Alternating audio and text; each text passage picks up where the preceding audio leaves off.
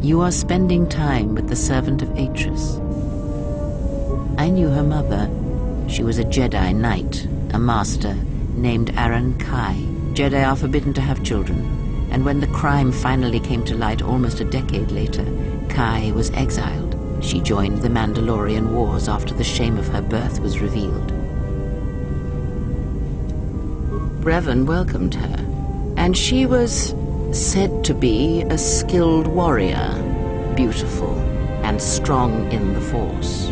The Force flows strongly in the blood of those born from Force sensitives. I doubt that Aaron was any different.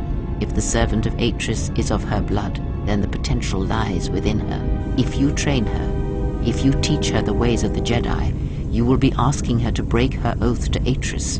It would be best not to train her, and let the bloodline die with Telos. Ah, that was an interesting choice of words indeed. She has sworn not to follow the path of the Jedi by her oath, but even that oath is limited.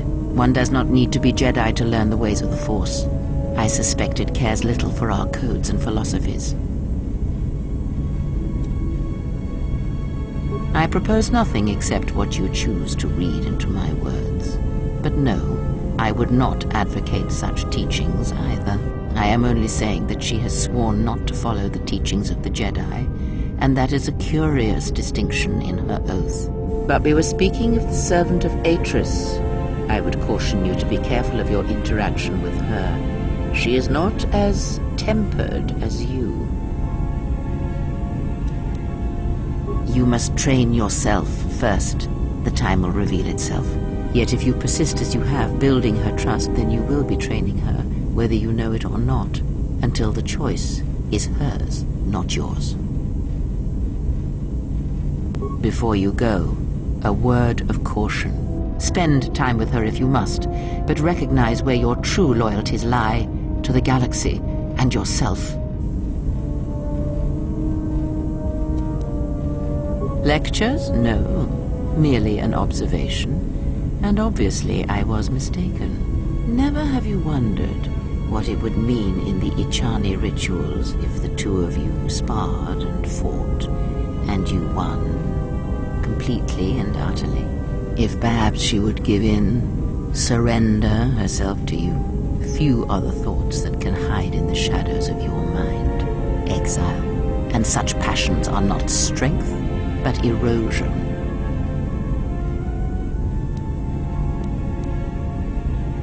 No? Then perhaps I was simply mistaken. Very well. I shall keep such judgments to myself. Yes? I think you are ready for the final tier I wish to teach. You have made much progress. For this you may use any melee weapon and any shield you possess, but nothing else. No Jedi saber, and no other items. We shall begin this final lesson then.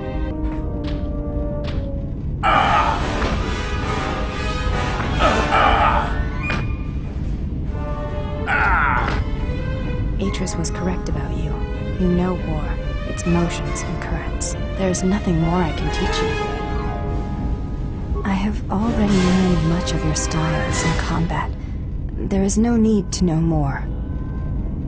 Combat among the Ichani is a personal thing. Repeated duels are not what they are in other cultures, and I would rather that this not become more than it is. And I have taken an oath to Atris against studying from a Jedi, or anything of the Jedi teachings. My father broke his oaths. He shamed us all. I do not wish to follow his path. I swore not to follow his path. If I were to follow a Jedi against Atris's wishes, then I would be betraying her for you.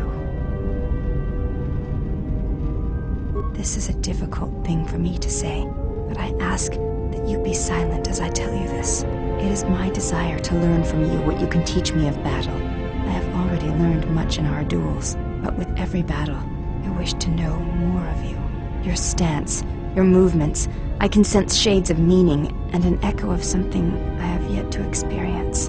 Atris said that you were the only Jedi to have survived the Mandalorian Wars, that you had stared into the heart of war and only turned away because you were forced to. I do not believe her. I believe that you made a choice, as my father did, and that is important to me. more than you know.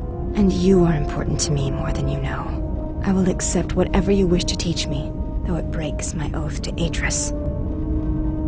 What of her? As I said, I knew little about her. This is already known to me. Why are you telling me this? I think I have always known this.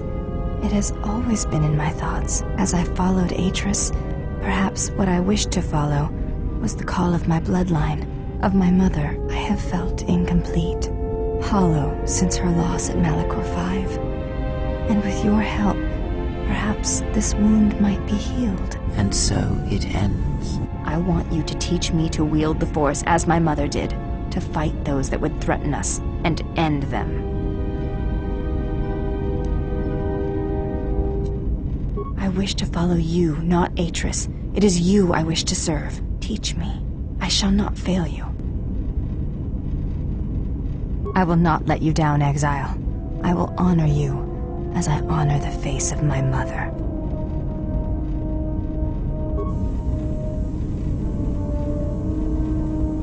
Betrayal.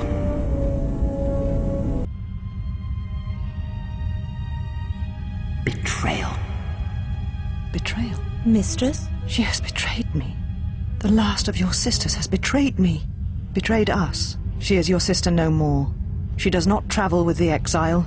Instead, she has chosen to walk the path of the Jedi. Mistress, forgive us, but are you certain? She would not forsake her oath so lightly. It is the truth, and it is done. Do you doubt me? No, mistress. It is you who saved the Jedi upon Dantooine, who have collected their knowledge and hid it here to protect it. But why? How did she fall? It is a sign of his corruption, and perhaps hers as well. He will train her, and she will be flawed.